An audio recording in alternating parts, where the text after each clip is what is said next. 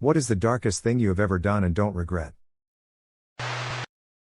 I got into a car accident and had to stay with my mom for a couple days to figure out what to do. Went back to my apartment. I had 2 roommates, and everything was missing from my room. Long story short, one of my roommates had everything hidden in her room. I called and told her the things were missing from my room, and she came up with a lie that a couple girls came to look at my room. I was moving out because of the accident, long story, and that they must have taken my things. She had everything I owned, including my grandmother's perfume bottles, stuffed to the back of her closet, under her bed, behind her dresser, etc. So I packed all of my stuff up. Then took a giant black garbage bag and stuffed as much of her closet in it as I could. Took it to the middle of nowhere, dug a hole and burned it. She called screaming at me that her stuff was missing. I told her the 2 girls must have come by and taken her stuff too. I hit my uncle left, right and center when he was trying to choke my father to death. I was 16 years old at that time and a very skinny girl. I beat his face, his neck and every part of him that I could target with so much intensity that my knuckles turned blue the next day. I had an animalistic rage that day trying to help my father get away from his death grip. I hate my uncle even today. I got anger issues because of growing up around him. And I don't regret beating him that day at all. He was physically abusive to his wife as well. One fine day, his wife retaliated by beating him blue with a stick. And he stopped being physically violent towards her post that. 5 years ago, my dad suffered a catastrophic stroke. Left paralyzed and robbed of his speech and ability to communicate, he was a shell of the vibrant, charismatic man he once was. He was moved into skilled nursing where he lived for nearly 2 years. He was miserable. On my last visit, I told him it was okay if he wanted to leave us, that we would miss him but he should go. A week later, I received the call that he had passed. Instead of immediate grief, I felt relief. Relief that he was finally free.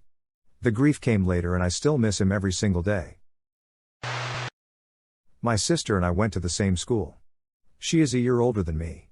This guy was making her life hell and she was crying a lot, which was, and still is, really unlike her.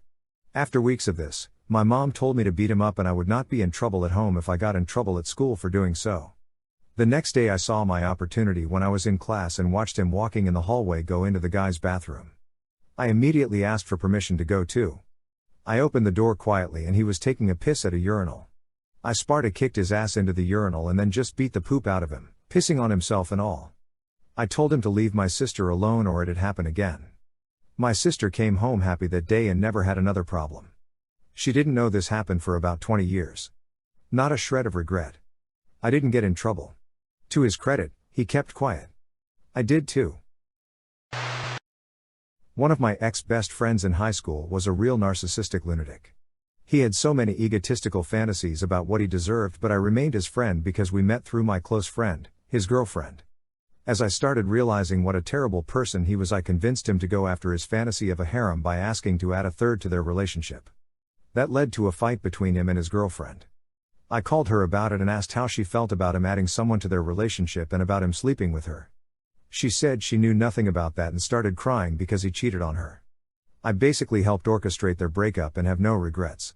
She is happy with her first child now and he is in a toxic relationship with 3 kids, 2 of which aren't his, and his partner is 8 years older than him. A neighbor like 10 years ago was neglecting their dog badly in the heat. The dog escaped often and ended up at the shelter a lot. One day she jumped the fence and got her tie-out cable stuck on the fence. She was not in danger of choking. Neighbor put her on a 3-foot-long cable tied to a doorknob, no water, 90-degree day. I let some kind folks steal her, watched the whole thing and said nothing to stop them. My mom was being evil and had gotten a case of her favorite candy from our home region that is only sold there, and we lived really far away from there. This was before you could order it online.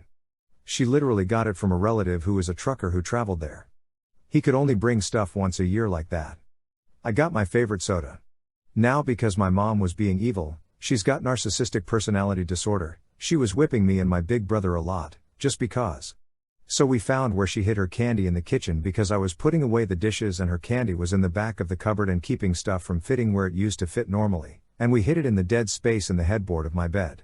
When she started acting evil again the next day, we told her we had her candy and that every time she screamed at us or hit us when we didn't do anything wrong, we would eat one.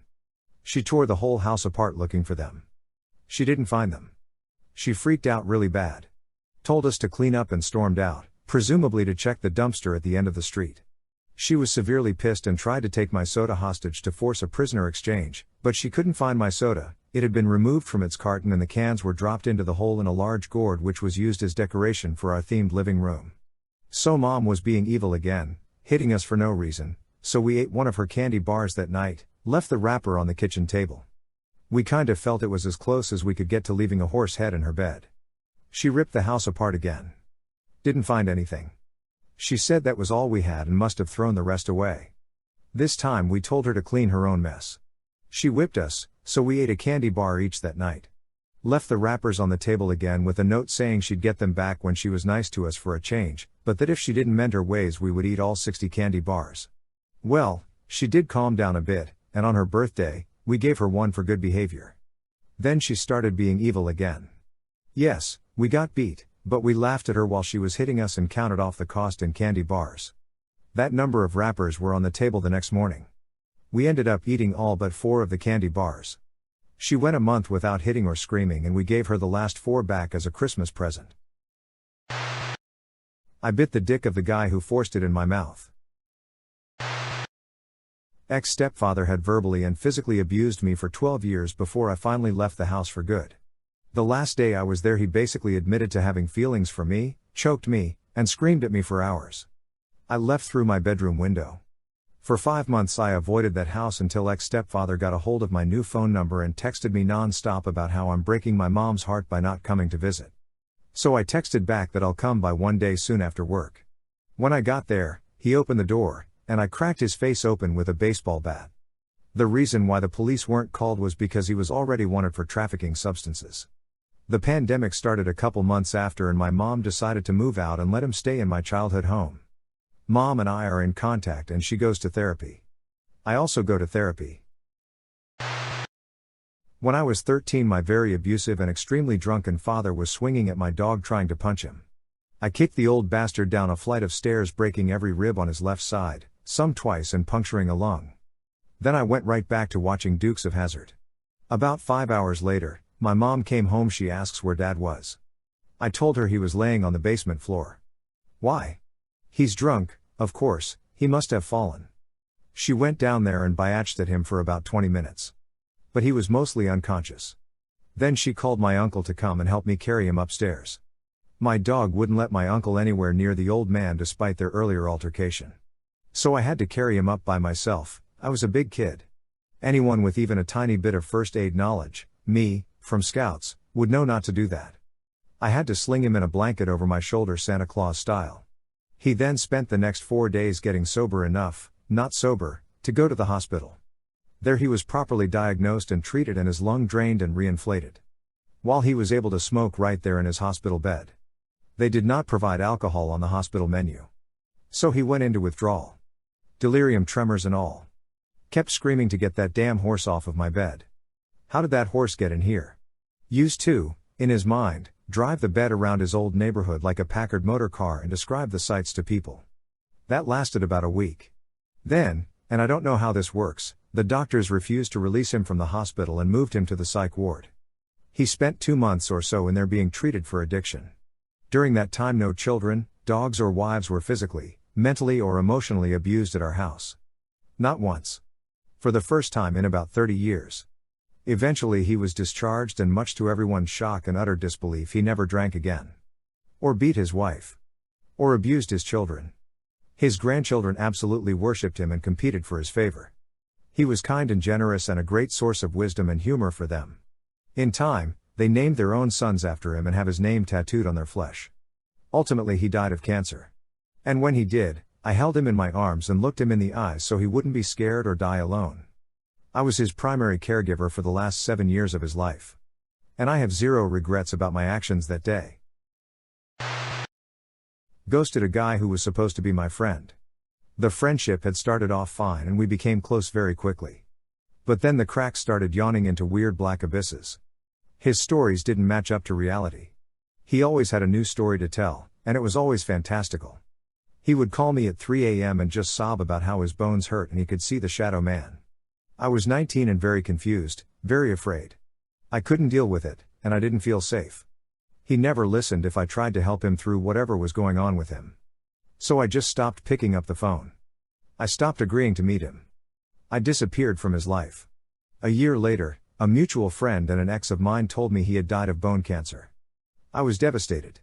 It traumatized me for years thinking that he needed me and I ditched him and he died alone. To this day it crumbled how I navigate boundaries now. Had to make the choice to take my dad off of life support after he got COVID this year. He was sedated for a couple of weeks and one of his lungs collapsed and I couldn't watch him fall apart anymore. My dad was a bulky dude. Constantly did a lot of outdoor work, and to see him bone skinny and have no muscle left killed me, and I knew even if he somehow got through it, he would have been so miserable and depressed in that state he was in. I don't regret it. I think it was the right thing to do by him. I'll never not miss him though. That was my buddy. Turned a close friend into the fishing game. He would poach mountain lions and bears. His whole family would literally shoot them and leave them. He would brag about it. I couldn't stand it and felt that I needed to stop him. He's in prison and so is his uncle. I know I ruined his life, but he was literally killing so many mountain lions and bears. When I started dating, I'd sneak to her apartment and we would often spend hours on her apartment terrace. Think of it as the one they had in How I Met Your Mother. We'd talk, watch movies on my laptop, drink beers, make out and whatnot. The only problem was that her apartment was rented out by 3 girls. For some strange reason 2 of them were strict on not letting their respective boyfriends in, so I had to face a lot of problems when I wanted to pee. Most of the times it used to go in one corner of the terrace.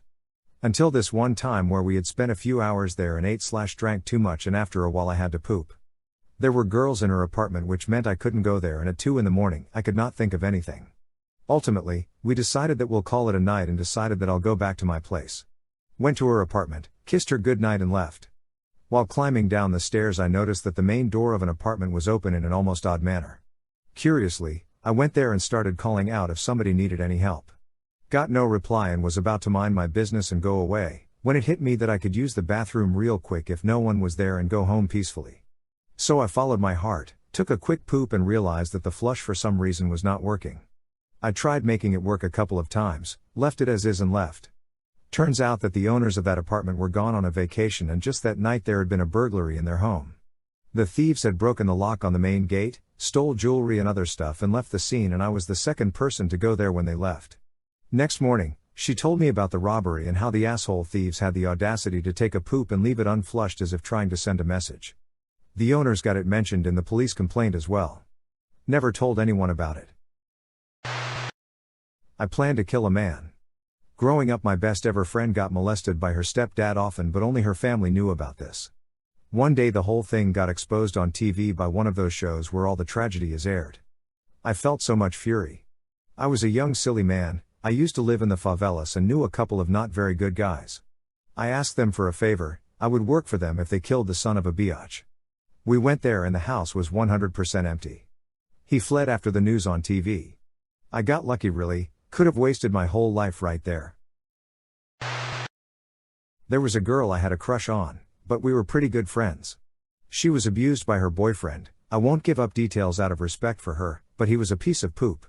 He was older than both of us and very religious, attended the countryside church a lot, and she was 15 at the time. One night she calls me and asks for help. It was around 2 a.m. and she told me that she was sexually abused and left stranded in the middle of nowhere in the countryside. I drove there to pick her up and heard the whole story. So we got a poster or pamphlet telling the whole story and hung it up on the church's news board. People took notice, but we haven't named the person yet. It was dumb, I know. But we were young and feeling vengeful. More girls started reaching out and informed us about that guy's travesty. Turns out he had a thing for younger girls, too. And he also assaulted them physically and sexually. We gathered the info and made a wanted poster with his photo and all of the anonymous testimonies and once again, hung it on the church's board. The guy was found dead.